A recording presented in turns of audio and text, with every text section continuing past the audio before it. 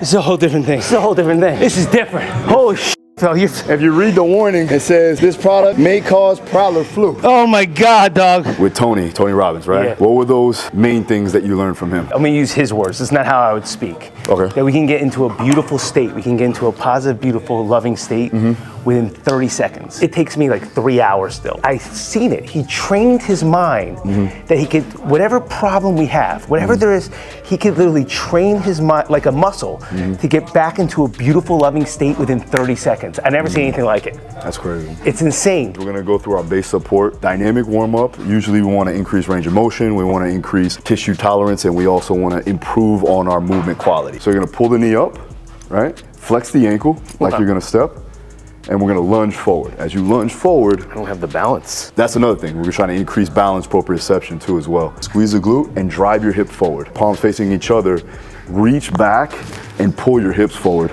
So you get a good stretch here in the lats too. Then you're gonna come down, we're gonna touch the ground, and you're gonna pull your toes to the top of the shoe, rock your hips back and stretch your hamstring. Good, pull the toes up, pull the toes up. Good, right there.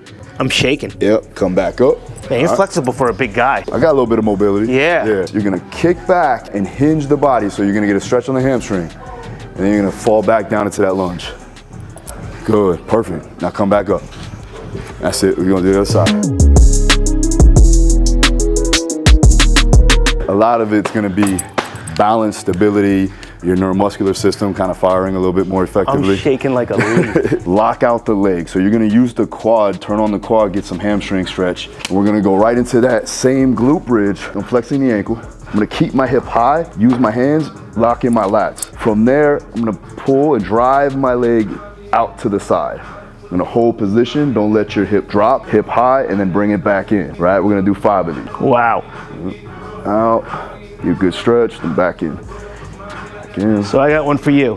Gotcha. You want to teach me the top 3 that you think you got from Louis?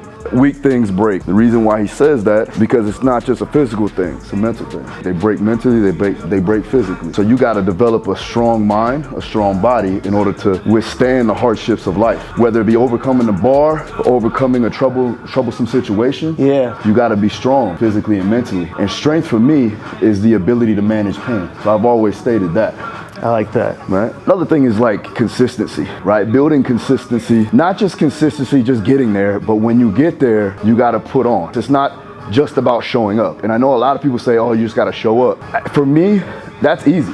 Right. Right, that's easy. Because all you gotta do is overcome your self-insecurities and maybe some negative self-talk to get yourself in the gym. But when you get in the gym though, right, the goal is to put out as much effort as possible. That's why we call maximal effort. So intention.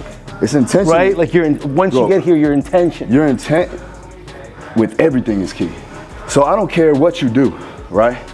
But make sure you put maximal intent into every situation. Now at times, your 100% may not be your all out 1 rep max. And that's in life or on the weights, in the bar, right, on the bar. But I can still keep a subjective 1 rep max. I could keep something that where I know that it may not be my best of the best overall, but it is that day. Right. Right. So I went in there and I gave maximal intent, no matter the weight on the bar, no matter the level of exertion. It's as hard as I could go that day. I love that, man. Right. And it may not be the hardest you've ever gone. Just that day, that moment. Yeah, exactly. The main thing that he taught me and just what I've known in general is like you gotta love what you do. You have a passion for what you do. And it's sustainable, right? If you don't have a passion for it and you just kind of get a quick buck or like you're just doing it because other people expect you to do it, it's not gonna last. So you gotta develop a passion to be successful. I love that, right? bro. Yeah, and by the way, it's interesting how some things are similar, whoever the teacher is. Yeah, it's all the same. That's Tony's. And they're all successful people, right? You and I. Yeah, so I'm taking my hands and I'm screwing in the ground here, keeping a long head, so I keep my head long with my neck locked out, not here. And from here, you're gonna take a brace, so you're gonna breathe in, brace the core, and then I want you to drive the knee out to the side, hold position, and then back in, okay? So that glute medius will be the main prime mover, the muscle that moves the knee itself, right? Work the hip, and you wanna maintain that level of stability. Okay. Right, so we don't want any compensation, right? We wanna disassociate the hip from the spine and everything else. Okay, here we go. I'll be honest with you, I was shaking.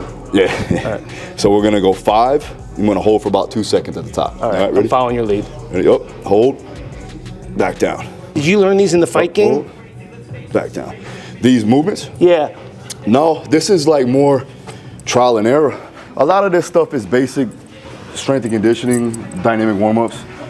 And then like the leg whip and stuff like that, when I make little changes and add-ons, it's just based upon feel. Like that's me being in the lab doing these things. Yeah. You know, it's experimenting on movements that I think will be conducive or correlate over to the sport or correlate over to what we're doing inside the weight room. Because when you do a warm-up, the goal is to warm up for that particular, you know, exercise or that particular workout, but it's also to keep everything going, right? So I'm trying to improve on my athleticism. I'm trying to improve on all those things that encapsulate athleticism. Yeah. So now, when I look at a movement, when I look at a mobility drill, or I look at foundational patterns, I'm looking at correlation, because specificity is going to be key when you're looking at sports performance increases. So your specificity for hypertrophy or for bodybuilding is hypertrophy. It's understanding how to put that mind-muscle connection together and put your body in the right position to actually get the most out of that exercise. Because it's not about the movement per se, it's about how you can contract the muscle to move the weight. So it's more about that. When you're looking at weight training,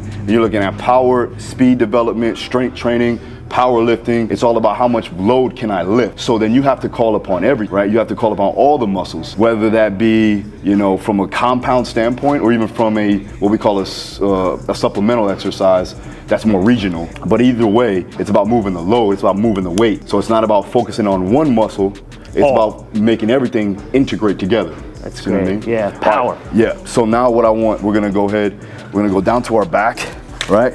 We're gonna drive up, same thing, legs straight, hip high, and then from here, you're gonna come down, but don't let the hip drop. Keep the legs straight. Oh, yeah, okay. Right? And then from here, so hips up, you're gonna drive, then back down. Ooh. Try to keep your legs straight. And we're gonna get 5 of these. 3. That's no joke.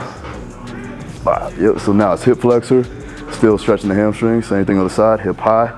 1, 2, 3, 4, 5. I gotta bring these into my training. Yeah, man. Well, you're gonna be with me. Hell yeah. Yeah, right? Hell yeah. So this is just basic gait. Primarily, I wouldn't have you walk like this, right?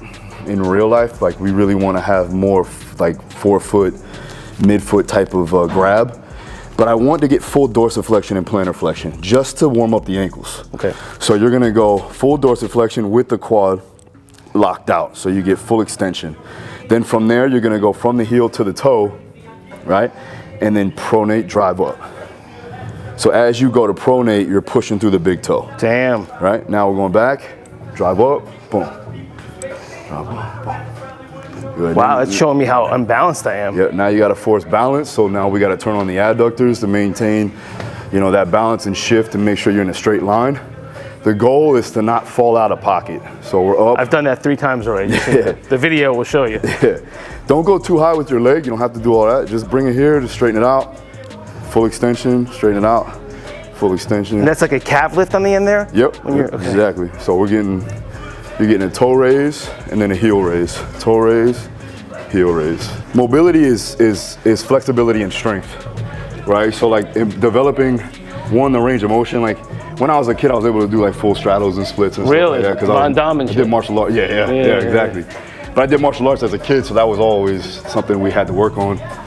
But then it was like developing the strength to hold on to that position, even when I don't have something externally pushing me down, right? So now I have to use my muscle to increase the range of motion. Hold you there. Yeah, so then you develop strength in those end ranges, which gives you more capillary space, which actually gives you more capacity to do all these different movements. Yeah. The stronger, which I should say, the more movements you can do, the more exercises you can do under load, get you stronger in all these different aspects. So now there's no weak points. There's no, weak links in the chain per se. Yeah. I want to always keep those gaps limited. Yeah. Right? So now what I wonder if that gave your legs even more room to grow. It might have. That's a possibility. You know what I mean? Just because of when you get tight. Yeah. Well, now here's the thing. Indirectly, I'm able to get more exercises in. Yeah. Right. So I can get in different positions, and I can hit muscles in different positions that I probably couldn't if I didn't have the mobility of the joints. Yeah. See what I'm saying? So now we're just going heels only, right? So you're gonna drive up, right? Toes to the top of the shoe, and you're gonna keep your legs straight, try not to bend them. And what I'm actually doing is I'm lifting with my hip here. So I'm using my TFL and I'm lifting, right, as I go, and try not to bend my knees or kick my butt back. So glutes are on, right? And I'm just lifting, maintaining that dorsiflexion when my heel touches the ground, because essentially what you want when that happens is you're automatically gonna want to what? Plantar flex, right? Yeah. So you're gonna want that toe to drop down. And as we're loading and absorbing that minimal force, we're having to maintain that dorsiflexion. Did you feel that in the ACL one? Or when I did it? Fine. Yeah. No, I feel that in my ACL one. Yeah, I've completely recovered from it. I mean, it took me like 6 to 8 months. In the lab. To really, in the lab, for real. When you do plantar flexion, you want a slight bit of internal rotation. Because when I go to push off and pronate and plantar flex and drive, right, in that late gait, what I'm looking for is internal rotation of the back leg. Because you have external rotation on the front, internal rotation on the back. So now, what I want to do is I want to accentuate that late gait as I go to drive into that plantar flexion. I'm going to go ahead and slightly turn my heels out, internally rotate my femurs, and push down on the big toes. Got it. So as I'm stepping, like high heels almost, right? I'm maintaining this, I'm not going out here, right? I'm trying to keep my internal rotators, my deep internal rotators on as I go to step, and I'm driving through the big toe, which is gonna obviously hit the calves, right? But then it's also gonna help you activate the glute. And when you activate the glute, what do? You get into full hip extension, right? So when you're in full hip extension, you're driving out. So go a little pigeon. Yep, I like basically. that. Yep. Now we're gonna go heel toe walks again with a heel pop. So now you're getting off the ground, we're getting a little bit more dynamic effort into it. We're here, we're up, pop off the ground. So a little bit of plyometric here, right? Up, boom, boom. And control it. Your hamstrings are not normal. Try not to bend the knee too much, right? Okay. Yeah. Oh, don't bend the knee at all. Don't bend the knee because it's all ankles, right? I screwed that up. Popping off the ankles. Ah! Good. Now you see how your hands are like Edit this? that out. Yeah. You see how your hands are like this? Yeah, Keep like them here, just like you're running. All right. So now when we do that, we can start moving into the knee.